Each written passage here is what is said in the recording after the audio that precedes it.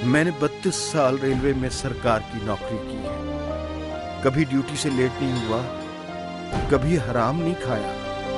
हर अफसर को अदब से सलाम किया, हर सवारी का ख्याल रखा। अब 32 साल बाद जब मैं सरकार से अपनी खिदमत की पेंशन लेने जाता हूं तो रात के 1 बजे लाइन लगती है और हर रोज दोपहर तक इनकार हो जाता है।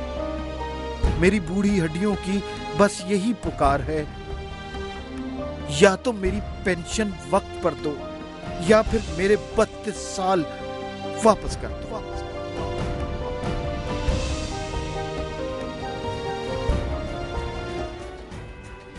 बिस्मिल्लाहिर्रहमानिर्रहीम, अस्सलाम वालेकुम। मैं हूं जावेद इकबाल और आप देख रहे हैं प्रोग्राम न्यूज़ वॉच। गुज़िश्ता रात एक पेंशनर 68 साला पेंशनर जो पाकिस्तान रेलवे का मुलाजिम था और उसके बाद वो पेंशन के इंतज़ार में एक बैंक के बाहर एक कतार में मौजूद था, वो अपनी जान की बाजी हार गया। उसको पेंशन न मिली, उसके हिस्से में सिर्फ मौत आई। ये है पाकिस्तान रेलवे का हाल। आज जब ये वाक़यात जब गुज़िश्ता कई हफ्तों से शुरू हैं, पाकिस्तान रेलवे के मुलाजमीन की, पेंशनर्स की भरपूर किस्म की हड़ताल जारी है, तो आज हुकूमत ने यह फैसला किया है कि 5 नवंबर तक तमाम तनख्वाहें और पेंशन्स पाकिस्तान रेलवे के मुलाजमीन को और साबिका मुलाजमीन को अदा कर दिए जाएंगे। लेकिन इस दौरान इंतज़ार में एक 68 साला बूढ़ा शख्स अपनी जान से हाथ धो बैठा। यह है पाकिस्तान के एक अहम तरीन इदारे का हाल। पाकिस्तान रेलवे, जो अब ऐसा लग रहा है कि यह इदारा जो पाकिस्तान के अवाम की सस्ती तरीन सवारी थी, अब बंद होने को जा रहा है। आज उसके बेटे इल्ज़ाम आयद करते हैं हुकूमत पर और पाकिस्तान रेलवे के हुक्काम पर कि उसकी मौत के जिम्मेदार पाकिस्तान की हुकूमत और पाकिस्तान रेलवे है। ये तो थी एक कहानी। गुज़िश्ता रोज हमने देखा एक और अलमिया ने जन्म लिया। पार्लियामेंट हाउस इस्लामाबाद के बाहर एक शख्स ने, सिंध के एक हारी ने खुदकुशी कर ली, खुदसोजी की और उसके बाद वो हलाक हो गया। इत्तला क्या थी? इत्तला ये थी कि उसकी जेब से एक खत निकला जिसमें उसने लिखा हुआ था कि वो बेरोजगारी से तंग आ चुका है और अपने बच्चों की जरूरियात पूरी नहीं कर सकता, जिसकी वजह से वो खुदसोजी पर मजबूर हुआ है। इस नौजवान ने अपने आप पर पेट्रोल छिड़का और उसके बाद अपने आप को आग लगा दी और उसके बाद रात को खबर आई कि वो हलाक हो गया। आज जब उसकी तदफीन की जा रही थी तो उसके यहां एक बेटे की विलादत हुई है। उसकी बेवा कहती है कि वो सोच रही है, वो परेशान है कि वो बेटे की पैदाइश पर खुशी मनाए या अपने सुहाग के उजड़ जाने पर वो गम करे। यह है वो आज का सवाल, यही है वो आज का अहम मौजू जिस पर हम बात करेंगे। अब भी इस वक्त भी अगर हम देखें तो लाहौर और रावलपिंडी में मुलाजमीन जमा हैं और इंतजार कर रहे हैं कि उन्हें तनख्वाह या पेंशन मिले। क्या सूरत हाल है? सबसे पहले हम जानेंगे अपने नुमाइंदों से। जाएंगे लाहौर, जहां पर मौजूद हैं दुनिया न्यूज के नुमाइंदे सलीम शेख। सलीम, बताइए क्या सूरत हाल है इस वक्त लाहौर में? जी जावेद साहब, इस वक्त जो सूरत हाल है कि बैंक हकाम जो है वो पेंशन को पेंशन की अदायगी तो कर रहे हैं, लेकिन इस वक्त जो है रेलवे स्काउट्स एक आए हैं, उन्होंने आके टोकन देना शुरू कर दिए हैं और उनको कहा है कि आपको पेंशन रात के तक देना मुमकिन नहीं है, इसलिए आप ये टोकन ले लें और कल आके आपको सुबह से ही पहले ही आपको अदायगी की जाएगी। ये बैंक हुकाम और रेलवे हुकाम की कोई मिली भगत है, क्योंकि बैंक हुकाम ने आज दोपहर कोई 12 बजे के करीब ऐलान किया था कि उनको चाहे रात के 12 बजे या 1 बजे तमाम के तमाम पेंशन जो यहाँ पर मौजूद है उनको पेंशन अदा की जाएगी। जब हमारी इस सिलसिले में बैंक हुकाम से बात हुई है तो उनका ये कहना है कि हमने किसी को मना नहीं किया है, जो यहाँ पर जब तक भी होंगे हम उनको पेंशन की अदायगी करते रहेंगे। अब चंद ही लम्हे कबल यहाँ पर जो है कोई 500 के करीब लोग थे, लेकिन टोकन की अदायगी के साथ ही पेंशनर जो कि कल रात से और सुबह से यहाँ पर खड़े खड़े थक गए थे, तंग आ गए थे, उन्होंने टोकन को ही गनीमत समझा और उन्होंने कहा है कि कल वो टोकन लेकर जब आएंगे तो शायद सबसे पहले जो है उनको टोकन दिखाकर अदायगी शुरू हो जाए। ये तो थी अब की बात। और आज मैं सुबह से बता दूं कि सुबह से यहाँ पर जो है लाइनें लगी हुई थी, हजारों के करीब लोग यहाँ थे, कोई बैंक वाले उनकी सुन नहीं रहे थे। इसी दौरान एक शख्स जो कि पेंशन की वसूली के लिए लाइन में लगा हुआ था कि उसको हार्ट अटैक हुआ और वो चंद ही लम्हे में मौके पर ही जान की बाजी हार गया। उसको जब अस्पताल ले जाया गया तो डॉक्टरों ने इस बात की तस्दीक कर दी कि इसको अस्पताल लाने से पहले ही जो है ना ये जान भाग हो चुका है। इस सिलसिले में उसके बाद जो है वो सूरत हाल गंभीर होती गई और लेकिन फिर भी जो है वफाकी हुकूमत और रेलवे के किसी भी हुकाम ने उन हलाक होने वालों के अहले खाना से किसी भी किस्म का राब्ता नहीं किया। ताहम पंजाब हुकूमत ने जो है सियासी माइलेज हासिल करने के लिए अपने इकदाम किए। उनके एक MNA और एक MPA यहाँ पर आए और उनसे इज़हार यकजहती भी किया, जबकि जिले इंतजामिया की तरफ से जो पेंशनर थे उनको खाना भी फराहम किया गया, पानी और जूस भी फराहम किए गए। ये तो थी सियासी सूरत हाल। लेकिन जो पेंशन है, पेंशन तो ये कहते हैं कि उनकी एक तो इंतहाई कम जो है पेंशन है, जिसकी वजह से उनका महीना भर का खर्चा चलाना वैसे ही मुश्किल होता है, क्योंकि जो उनकी उम्र है 60, 70, 80 साल के लोग जो हैं वो यहाँ पर लाइनों में लगे रहे हैं और उनका ये कहना है कि इस उम्र में तो खाना उन्होंने कम खाना होता है, अद्वियात ज्यादा लेनी होती हैं। जब अद्वियात में नागा हो जाता है तो फिर उनको शदीद मुश्किलात होती हैं और बीमारी जोर पकड़ जाती है। आज जब चंद लोग ठीक है जी बहुत बहुत शुक्रिया सलीम शेख हमें लाहौर की सूरत हाल बता रहे थे। और अब हम जाएंगे रावलपिंडी, जहां पर मौजूद हैं दुनिया न्यूज़ के नुमाइंदे चौधरी सगीर। सगीर बताइए यहाँ पर क्या सूरत हाल है? यहाँ भी तनख्वाह लेने के लिए, पेंशन लेने के लिए लोग मौजूद हैं?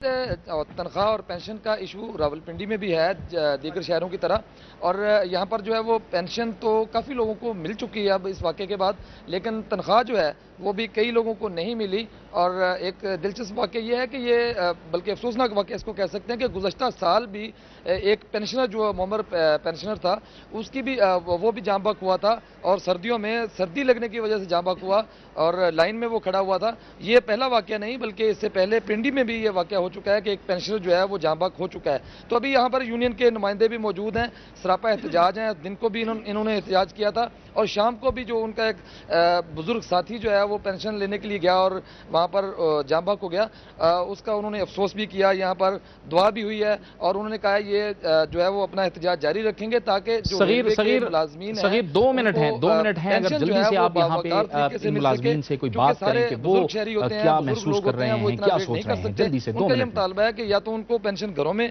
दी जाए या इस तरह का तरीकाकार इख्तियार किया जाए कि उन्हें लाइनों में न लगना पड़े, बल्कि इज्जत से वो अपनी पेंशन वसूल करके अपने घरों को जा सकें। लेकिन दूसरी जानब उनका ये भी मुतालबा है कि ईद पे जो एडवांस सैलरी उनको मिलती थी उसका बिल जो है वो बनाकर दिया गया जा चुका है, लेकिन अभी तक उनकी सैलरी भी नहीं आई और ये कहा जा रहा है कि ये सैलरी उनको शायद ईद पे ना मिले।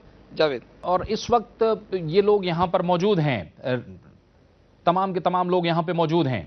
जी जावेद, चूंकि यूनियन के नुमाइंदे जो हैं वो यहाँ पर मौजूद हैं, ये प्रेम यूनियन वाले लोग हैं। ये काफ़ी देर से, जब से ये ट्रेनों की बंदिश हुई थी, मालगाड़ियाँ बंद कर दी थी, इसके बाद जो है वो मुसाफिर ट्रेनें 6 जो हैं वो रावलपिंडी से बंद की गई थी, उस पर वो सरापा एहतजाज हैं। और उनका ये कहना है कि रेलवे के निज़ाम को बहाल जो है वो करना हर सूरत में ज़रूरी है, चूँकि ये मुल्क की सलामती के लिए भी ज़रूरी है और जितना भी दफाई सामान है इसके उससे ट्रांसपोर्टेट होता है। उसके बाद जो है वो दीगर जो चीज़ें अशिया हैं जिसमें मालगाड़ियों के जरिए सब्जियां, फ्रूट हैं और दीगर अशिया जो लाई जाती हैं, उसकी वजह से उनको बहुत ज़्यादा फ़ायदा हो रहा था। मालगाड़ियाँ बंद होने की वजह से रेलवे को है वो खसारा हो रहा है और उनका ये मुतालबा है कि वो उस वक्त तक अपना एहतजाज जारी रखेंगे जब तक रेलवे के निज़ाम को बहाल नहीं किया जाता। जावेद, बहुत बहुत शुक्रिया चौधरी सगीर हमें रावलपिंडी रेलवे स्टेशन की सूरत हाल बता रहे थे।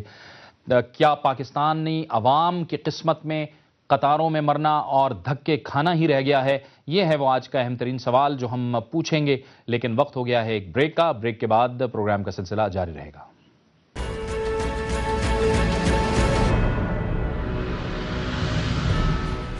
प्रोग्राम न्यूज़ वॉच में नाज़रीन एक बार फिर आपको खुशामदीद कहते हैं कि आवाम की किस्मत में धक्के खाना रह गए हैं और कतारों में मरना ही रह गया है। यह है वो अहम तरीन सवाल और आने वाले दिनों में पाकिस्तान की मईशत को क्या चैलेंजेस का सामना होगा, इस पर बात करने के लिए हमें ज्वाइन किया है कराची चैम्बर ऑफ कॉमर्स के एडवाइज़र और कमोडिटी एक्सपर्ट जनाब शमसुल इस्लाम खान ने। बहुत शुक्रिया खान साहब। ये वाक़या जो हुआ गुज़श्ता रोज़ आपके इल्म में भी आया होगा, ये कतारें, ये सारा सिलसिला कैसे अवाम इससे कैसे अब निकले? शुक्रिया जावेद साहब। इसमें जो है सबसे बड़ी बात है कि रेलवे जो आज बीमार अदारा बना है, उसकी मेन वजह यह है कि इसके जो मैनेजमेंट है वो इल मैनेजमेंट है। उसकी वजह से आज इस नतीजे पे पहुंचे कि इनके पास आज फंड नहीं है कि पेंशनर्स को पेंशन दे सकें और लोगों को लाइनों में लग के अपनी जान देनी पड़ रही है। ये वो लोग हैं जो रेलवे को चलाने वाले थे, जो बुरे हालात में इस रेलवे को खींचने वाले थे, उनको आज ये धक्के खाने पड़ रहे हैं। पहली बात तो यह कि इनको रिवैम्पिंग करनी पड़ेगी, रिफॉर्म्स करने, और इसके अंदर कोई मसला नहीं है कि आप रेलवे को आप बहाल नहीं कर सकते उस ट्रैक के ऊपर। इनके पास बिलियंस ऑफ रुपीस की जो है प्रॉपर्टी है जो प्राइम लोकेशंस पे है, उसको मार्केट रेट पे अगर ऑक्शन करें और फिर कट डाउन करें अपनी जो ह्यूज इनकी जो फौज है, जो मुलाजमीन की, स्पेशली जनरल मैनेजर्स इतने ज्यादा भर्ती किए हुए, इतनी ज्यादा सियासी भर्तियां हैं, उसको कम करें तो आप इसको वापस ट्रैक पे ला सकते हो। आप इसके अंदर आपकी जो वैगन्स है उसकी ब्रांडिंग करके आप रेवेन्यू जनरेट कर सकते हो। सिर्फ विल की कमी है इनको। अगर आप देखें आपके पड़ोसी ममालिक में तो इंडिया का रेलवे को देखें तो उसमें एक सरपरा आदमी आया और उसने रेलवे को बदल दिया। आज रेलवे जो है उसकी पाकिस्तान में तो दुनिया भर में इसके जो है वो इनकम हो रही है, रेवेन्यू जनरेट करने वाला अदारा है, जबकि पाकिस्तान में लॉस मेकिंग हो रही है। इसके अंदर मुख्तलिफ जगह पे करप्शन हो रही है, मुख्तलिफ इनके डिपार्टमेंट्स इतने ज्यादा बने हुए हैं जहां पर इन्होंने जो है अननेसेसरी तौर पे अपने जो है वेस्टेज दिखा रहे हैं उसकी रेवेन्यू की, वो उसको रोका जा सकता है। एक प्रॉपर और एफिशिएंट मैनेजमेंट की जरूरत है, और ये नहीं कि जब आप डाउन साइजिंग पे जाओ तो आप लेबर क्लास से स्टार्ट करते हो, आप हजारों लोगों को बेरोजगार करना चाहते हो।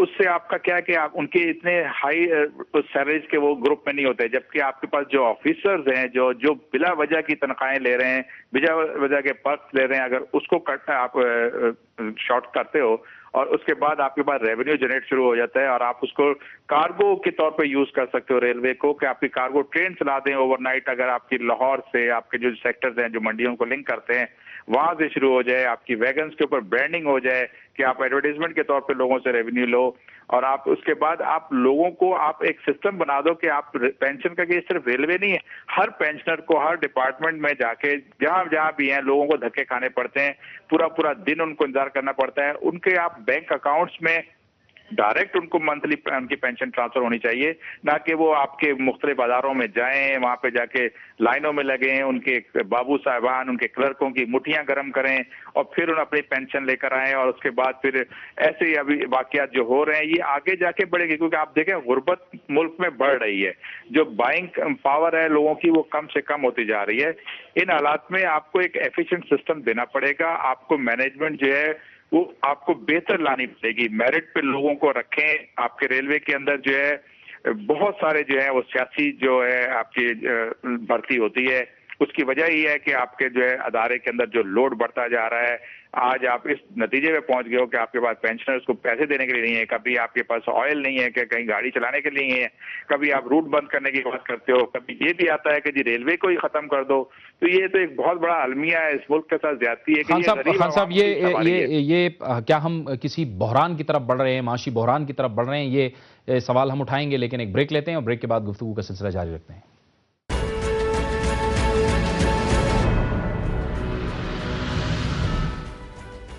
प्रोग्राम न्यूज़ वॉच में नाज़रीन एक बार फिर आपको खुशामदीद कहते हैं, और अब हम बात करेंगे पाकिस्तान में ऐसा लग रहा है कि सियासी दर्जा हरारत में एक बार फिर इजाफा होता चला जा रहा है।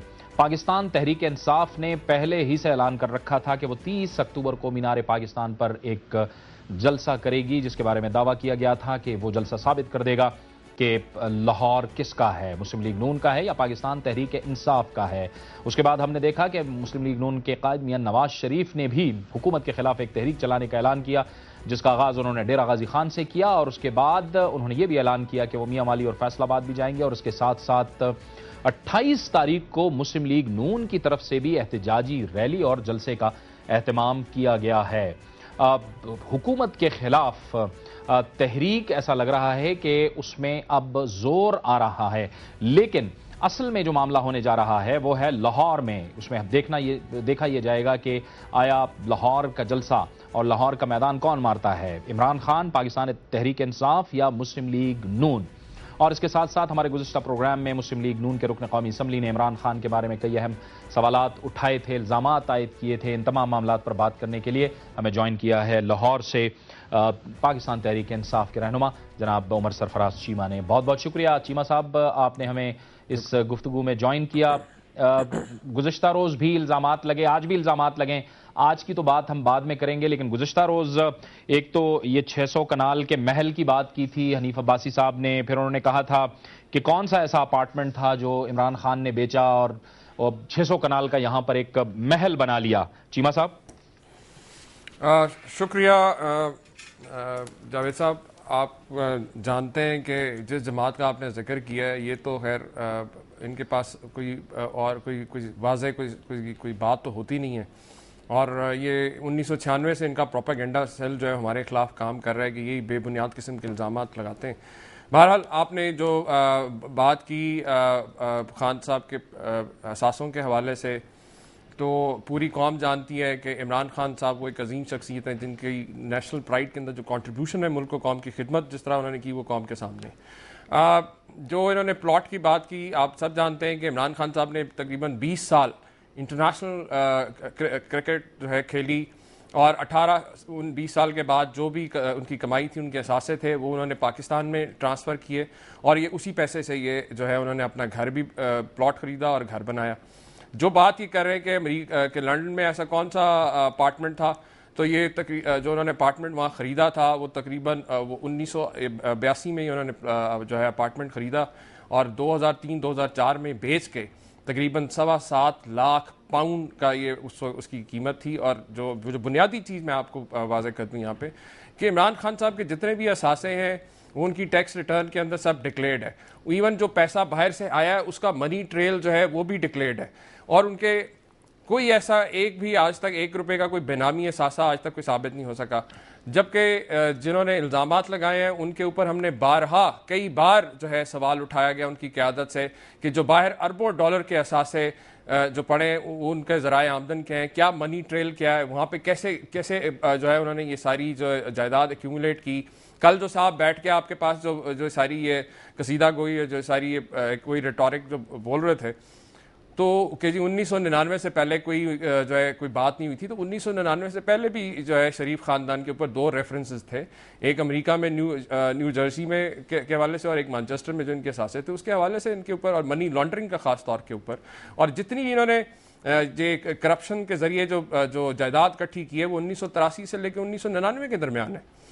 सो जब भी इनसे ये सवाल पूछा गया कि आखिर ये बाहर जो है असासे आपने कैसे इकट्ठे किए, इनके ज़राए आमदन क्या है, ये पैसा बाहर कैसे गया, वापस कैसे आया, क्योंकि आप जानते हैं कि मनी लॉन्ड्रिंग केस के अंदर इसहाक डार साहब का अपना हल्फिया बयान है कि जिसके अंदर उन्होंने कहा कि इन्होंने किस तरीके से जो है पैसा जो है बाहर लेके गए, मुल्क को, कौम को इन्होंने जो है कर्ज उतारो मुल्क सवारो स्कीम पे लगा दिया, लोगों के बैंक अकाउंट सीज कर दिए और अपना पैसा उठा के बाहर लेके। और बाद में भी हमने देखा कि 1999 के बाद 12 अक्टूबर के बाद जनरल मुशर्रफ के साथ भी इन्होंने उस फौजी डिक्टेटर के साथ जो डील की, उसके अंदर भी वो NRO-1 जो था उसके अंदर भी ये मतलब एक सारा सासा जिस तरह बाहर लेके गए, और उससे पहले भी जिस उन्होंने एक्यूमुलेट किए बाहर, उसका आज तक ना ये उसके ज़राए आमदन बता सकें और ना ही मनी ट्रेल ये बता सकें।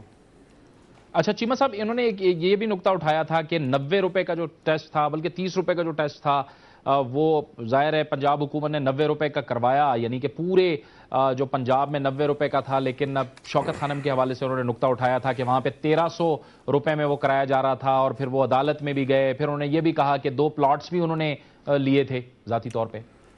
मैंने जैसे जावेद साहब आपसे पहले कहा कि बेबुनियाद इल्ज़ामात, मतलब इमरान खान साहब एक इस वक्त पाकिस्तान के सियासी मंजरनामे पे सबसे ज़्यादा क्रेडिबल, मुखलिस, एक ऑनेस्ट सियासी लीडर सब जानते हैं। जहाँ तक और शौकत खानम जो एक फ़िलाई इदारा जो उनकी काविशों से कौम की मदद से जो बना, वो आज पूरी दुनिया के अंदर एक state of the art institution के तौर पर पहचाना जाता है। बहरहाल इन्होंने जो इल्ज़ामात लगाए उसका मैं आपको जवाब देता हूँ कि जो प्लॉट इन्होंने शौकत खानम के एक फ़िलाई इदारे के लिए दिया, वो बिल्कुल शौकत खानम, आज देख लें आप, फ़िलाई इदारा वहाँ पे चल रहा है, आप जाके देख सकते हैं। और जो प्लॉट्स इन्होंने खान साहब के हवाले से इन्होंने जो जिक्र किया, एक 1987 के अंदर जब वो इंडिया से मैच जीत के आए तब गवर्नमेंट ने दिया। ये मियाँ साहब ने जो ना प्लॉट शौकत खानम वाला अपनी जेब से दिया है, बतौर एक चीफ मिनिस्टर, एक गवर्नमेंट के फंक्शनरी के तौर पर उन्होंने ये प्लॉट जो है अलॉट किया। 1987 के अंदर जब क्रिकेट इंडिया से जीत के आए तब मिला एक प्लॉट, और एक प्लॉट 1992 के अंदर जब वर्ल्ड कप टीम जीत के आई तो पूरी टीम को प्लॉट मिला। लेकिन इंटरेस्टिंग बात यहाँ पे ये है कि इमरान खान साहब ने वो दोनों प्लॉट जो थे वो 1993 के अंदर जो है वो डोनेट कर दिए शौकत खानम को, और इसका डॉक्यूमेंट्री प्रूफ जो है वो हमारे पास मौजूद है, अगर किसी को शक है तो वो चेक किया जा सकता है। लेकिन आप दूसरी तरफ आप मुनाफकत अगर इनकी देखें, जो शरीफ मेडिकल कॉम्प्लेक्स है और जो इत्तफाक मेडिकल कॉम्प्लेक्स है जो कि कमर्शियल वेंचर्स हैं, एक शौकत खानम में तो फिर भी 75% कैंसर के जैसे मोजी मर्ज के मरीजों का इलाज जो है फ्री होता है, गरीब मरीजों का इलाज फ्री होता है।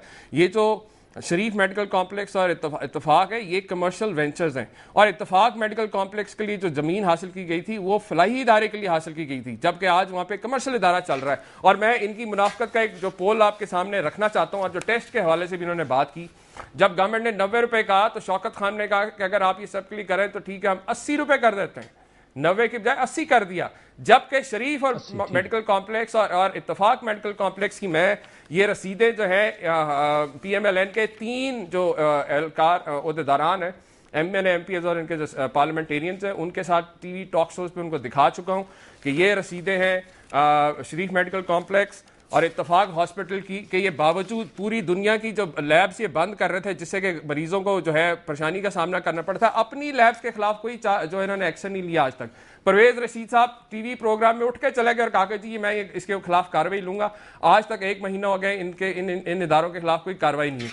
जहां तक ये बात करते हैं कि गरीब मरीजों का ये फ्री इलाज करते हैं, तो मैं आपको दिखाऊं कि आप ही के चैनल पे एक पूरा प्रोग्राम चला था कि जब एक डेंगू से के मर्ज से एक बच्चा मर गया और उसकी लाश शरीफ मेडिकल कॉम्प्लेक्स इत्तफाक हॉस्पिटल ने देने से इनकार कर दिया और 2.5 लाख रुपया उससे डिमांड किया गया उसकी लाश लेने के लिए। जो लोग खुद लाशों पे सियासत करते हैं वो मेरा ख्याल है इमरान खान या शौकत खानम जैसे इदारे के ऊपर उनको इल्जाम लगाने का कोई किसी चीमा साहब ब्रेक का वक्त हो गया, ब्रेक लेते हैं और उसके बाद आपसे गुफ्तगू का सिलसिला हम जारी रखें।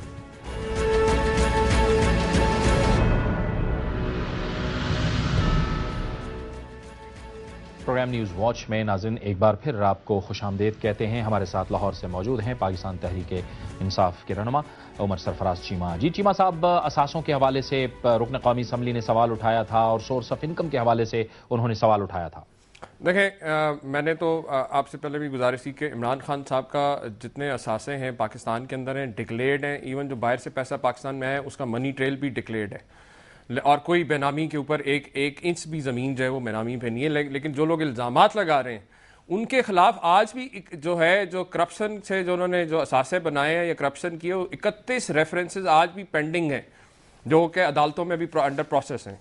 और आपके साथ जो बात कर रहे हैं कि जी इमरान खान जो है वो कहाँ से इतने जो है कनालों में रह रहा है, पहली बात तो ये है कि इनके 3 रुकन जो हैं, ख्वाजा आसिफ ने कुछ और फिगर कहा, सदीकुल फारूक साहब कुछ और फिगर कहते हैं, ये जो है हनीफ अब्बासी साहब ये कुछ और अपने फिगर। पहले तो ये है कि ये पहले बात जो है बिल्कुल एक हवाई किस्म की बात करते हैं बेबुनियाद, सिर्फ मकसद होता है कि अगले पे इल्ज़ामात, क्योंकि इन्होंने अपनी 80-90 की दिहाई में किया भी यही है और ये समझते हैं कि आज फिर जो है कौम को सिर्फ इल्ज़ामात लगा के, जो कि चौथी दफ़ा ये खुद हुकूमत में गुजारा कर लेंगे।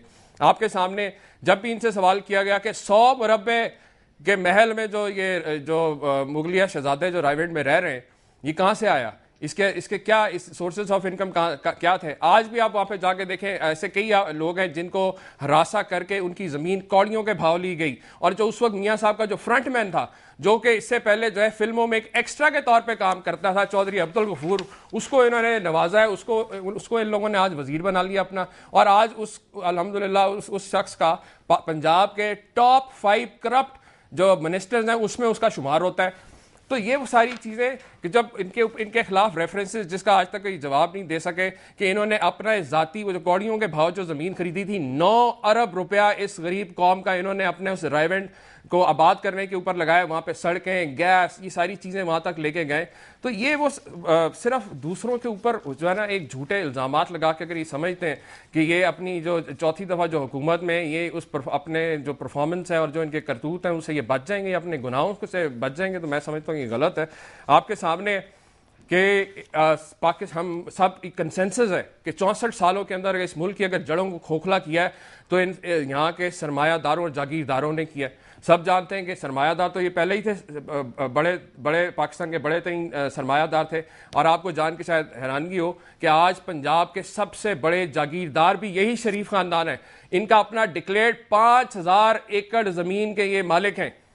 और यही वजह है कि ये और जो वफाकी हुकूमत मिलकर जो सरमायादारों को और जागीरदारों को ये प्रोटेक्ट करते रहते हैं और गरीबों का जो है हमेशा खून चूसा जाता है और कौमी खजाने को जो लूटमार का इनका जो पैक्ट है वो कौम के सामने, जिसकी वजह से आज सारे जो बहरान और महंगाई, बेरोजगारी, सारी चीजें ठीक है। अच्छा चीमा साहब, अब जरा ये जरा जलसे की तरफ आते हैं। 30 अक्टूबर को जलसा है, आपने जलसे का, ये तो हमें मालूम है, आपने जलसे का पहले ऐलान कर रखा था। मुस्लिम लीग ने नून ने भी अब 28 तारीख को रैली का एहतमाम किया है, एहतजाजी रैली का। क्या हो रहा है? क्योंकि एक और बात जो सामने आई है वो तो ये भी कहते हैं कि ये स्पॉन्सर्ड जलसा है, आपका स्पॉन्सर्ड जलसा होगा। देखें, बात यह है कि जो सारी उम्र चले ही स्पॉन्सरशिप्स पे, वही बेहतर जानते हैं कि स्पॉन्सर्ड जज से वो जो कराते हैं उनको ज़्यादा बेहतर पता होगा। सारी कौम जानती है कि ये लोग जो है खुद डिक्टेटर की गोद में पले, किन्होंने ISI से पैसे लेके IGI बनाई। आज भी असगर खान का केस जो है वो पेंडिंग है और मीडिया रिपोर्ट्स हैं कि इन लोगों ने जो है, मियाँ साहब ने जो है उसामा बिन लादेन से पैसे लिए। ये भी इन पे आई मीडिया रिपोर्ट्स के बेनज़ीर की हुकूमत हटाने के लिए। तो बात ये कि तहरीक इंसाफ जो है प्योरली एक अवामी जमात है और इसके अंदर अवाम खुद अपने पैसे से, अपने हक हलाल के पैसे से जो है सारी ये कैंपेन चला रही है। और ये खौफजदा ही सिर्फ इसीलिए है जावेद साहब, ये जितनी जमातें स्टेटस को की पार्लियामेंट में बैठी हैं आपके सामने है कि जो कल तक डिक्टेटर को गालियां देते थे, क्या आज वही उसी डिक्टेटर परवेज मुशर्रफ की जमात जो है वो इनके लिए, दोनों जमातों के लिए, सेंटर में पीपल्स पार्टी के लिए और सूबे के अंदर नवाज शरीफ की पार्टी के लिए लाइफ लाइन बनी हुई है। अगर आज वो डिक्टेटर की जमात ना हो तो ये एक दिन भी पार्लियामेंट में नहीं गुजार सकते। तो लिहाजा सिर्फ इल्जामात लगाना जो है वो काफ़ी नहीं होता। अपनी जो है इनको चाहिए कि आज अगर इलेक्शन ये समझते करीब आ रहे हैं, अवाम जो बेजार हैं, अवाम को अपनी परफॉर्मेंस बताएं, अवाम हकीकत इनकी जान। तवक्कुआत आपकी क्या है जी चीमा साहब? तवक्कुआत क्या है? ये जो लाहौर का जलसा हो रहा है आपका, क्या तवक्कुआत हैं? अवाम, लाहौर के अवाम क्या कह रहे हैं? आपका राब्ता है नौजवानों के साथ भी, लोगों के साथ भी, क्या तवक्कुआत हैं आपकी? जावेद साहब, आप भी जानते हैं, एक तो अवाम का जो है सब्र अब लबरेज हो चुका है। अवाम जिस तरीके से महंगाई, बेरोज़गारी के दलदल में फंसते जा रहे हैं। पाकिस्तान का नौजवान जो 70% से ज़्यादा आबादी पे मुश्तमिल है, वो आज इन सब की जो नूरा कुश्ती है, ये सारे जो चोर लुटेरे आपस में जो गठजोड़ करके मुल्क की जड़ों को खोखला कर रहे हैं, इनकी हकीकत जान गए। और हमने जो मूवमेंट, जो हुकूमत हटाओ मुल्क बचाओ, जिसका आगाज़ किया था, सब जानते हैं कि निज़ाम की तब्दीली के लिए जद्दोजहद है। और अल्हम्दुलिल्लाह आपने देखा कि हमने पेशावर में, कराची में जो धरने दिए, उसके बाद मुल्तान, फैसलाबाद, गुजरांवाला के अंदर, इसके अलावा रैलियाँ जितनी भी की, वो हकीकतन निज़ाम की तब्दीली के लिए हैं। और इसीलिए आपको तहरीक इंसाफ के जलसों में अवामी सपोर्ट नज़र आती है, सरकारी मशीनरी से बंदे इकट्ठे किए हुए ज़बरदस्ती। क्योंकि आप भी जानते हैं आजकल के जो हालात हैं, कोई भी इजी शख्स जो है वो इनके जलसों में इनको सपोर्ट नहीं कर सकता। और सबसे बड़ी जो मुनाफकत सामने आ रही है आपके सामने कि जो लोग हुक्मरान टोला है, जिसने 4.25 साल इस कौम को दोनों हाथों से लूटा है, क्योंकि ये वो दो जमातें हैं जो 80-90 की दहाई में अकेले बारियां लगा के लूटते रहे। और ये जब से इन्होंने 2008 में इन्होंने जो है जॉइंट वेंचर किया है, आपके सामने है, पाकिस्तान की 64 साल तारीख के अंदर आज तक कभी इतने रिकॉर्ड करप्शन जो है स्कैम सामने नहीं आए जितने के इन 4.25 सालों के अंदर आ रहे हैं। और इसी वजह से मुल्क का जो बैरूनी कर्जा है वो दुगना हो गया, महंगाई 200% से ऊपर हो गई है, लोड शेडिंग की वजह से जो है बेरोजगारी में इजाफा हुआ है। इसी तरीके से महंगाई, इनकी जो पॉलिसीज हैं, चाहे वो आप वफाकी हुकूमत में देख लें, चाहे जो सूबे की हद तक देख लें, क्योंकि इन सब ने आपस में करप्शन को बचाने के लिए जो बंदर बांट की हुई है लूटमार के लिए, इनके पास ना कोई प्रोग्राम है, ना इनके पास कोई टीम है। और ऊपर से जो सोने पे सुहागा ये है कि जो लोग करप्शन में मुलव्वस रहे उनको वफाकी सतह के ऊपर भी और सूबाई सतह के ऊपर भी जो है उनको इदारों का जो है हेड लगाया गया। आपके सामने पंजाब के अंदर अभी जो पिछले दिनों हेल्थ मिनिस्ट्री के अंदर डेंगू के हवाले से जो कैंपेन आई, इसी तरह से जो एजुकेशन के जिसके अंदर 20 लाख स्टूडेंट जिसके अंदर मुतासर हुए हैं, जावेद साहब उस जो डॉक्टर नईम जो उसको हेड करता है, इस शख्स को 2004 के अंदर करप्शन चार्जेस पे यूनिवर्सिटी से निकाला गया था। सो ये वो सारी वो गुड गवर्नेंस की पॉलिसीज हैं जो मुंह बोलता सबूत हैं। जब चीफ मिनिस्टर खुद कहते हैं पंजाब के कि पंजाब का 50% डेवलपमेंट बजट जो है वो आज करप्शन की नजर हो रहा है, तो जब ये मामला होंगे तो यकीनन अवाम जो है वो इस चीज को जानती है कि अगर हमने मुल्क को बचाना है, क्योंकि मुल्क के अंदर तमाम वसाइल भी मौजूद हैं और लोग भी जो है मेहनती हैं, सिर्फ अगर ज़रूरत है तो इमरान खान जैसे एक जुर्रतमंद और मुखलिस लीडर की ज़रूरत है कि जिसके स्टेक्स वही हों जो एक आम बंदे के, एक गरीब आदमी के भी वही स्टेक्स हों, क्योंकि उनके तमाम असासे पाकिस्तान में, उनका जीना मरना पाकिस्तान के साथ है। वो लुट्टो तो फुटो वाली पॉलिसी पे जो है वो कारबान खबरें जो खबरें आ रही हैं ये बैनर्स और पोस्टर्स आपके कौन उतार रहा है? जावेद साहब, कल मैंने आपके ही चैनल के ऊपर इसके वीडियोस भी दिखाए, विजुअल प्रूफ दिखाया कि जिसमें नून लीग के लोग जो हैं वो जिस तरीके से उतार रहे थे और उतार के अपने बैनर लगाए जा रहे हैं। अब देखिए, बदकिस्मती यही है, जब कोई प्रोग्राम और टीम ना हो तो फिर इसी किस्म के रेडिकल डिसीजंस होते हैं। आपके सामने पंजाब में जब वो खादमे आला को जोश चढ़ता है फ्लाईओवर बनाने का, पूरी पंजाब की इंतजामिया जो फ्लाईओवर अंडर पासिस की तरफ चल पड़ती है। जब वो डेंगी का मसला होता है, सारी इंतजामिया डेंगी की तरफ। अब इनको जब खौफ हुआ है कि लाहौर जो जिसके सर के ऊपर इन्होंने पूरे पाकिस्तान को 3 दफा पहले भी लूटा है, आप दोबारा जो लूटने का प्रोग्राम बना रहे हैं, लोग इनकी हकीकत जान गए। तो और उससे ये बिल्कुल बुखलाहट का शिकार होकर इन्होंने ये चोर मचाए, शोर रैलियां जो शुरू की हैं। आज अगर आप देखें, पूरी इंतजामिया जो है पंजाब की, वो इस वक्त वो उस रैली को कामयाब कराने में, बजाय इसके कि ये आज रैलियां निकालते बताते कि जनाब हमने जो है किला फतह कर लिया, हमने ये मसला था अवाम का जिसका हमने मुकम्मल तौर पे हल कर दिया इन 4.25 सालों के अंदर, वो बताते, वो बजाने की बजाय आप देखें ये जो जरदारी गो का जो नारा लगा रहे हैं, यानी कि वो लुटो ते फुटो, यानी कि जरदारी को कह रहे हैं कि तूने जितना खाना था खा लिया, तू अब भाग जा, अब अगली बारी हमारी है। लेकिन आप यकीन करें, इंशाल्लाह ताला पाकिस्तानी कौम जाग गई है, नौजवान जाग गए। इंशाल्लाह इमरान खान की क़यादत में हम इन तमाम कौमी मुजरिमों से शुक्रिया। ठीक है, बहुत बहुत शुक्रिया उमर चीमा साहब, आपने हमें ज्वाइन किया और जो गुज़िश्ता रोज़ इल्ज़ामात सामने आए थे उनका जवाब भी दिया और जो 30 अक्टूबर का जलसा है उस हवाले से भी अपना मौक़िफ़ बयान किया। ये था हमारा आज का program news watch. Javed Iqbal को प्रोग्राम से इजाज़त दीजिए। अल्लाह हाफ़िज़।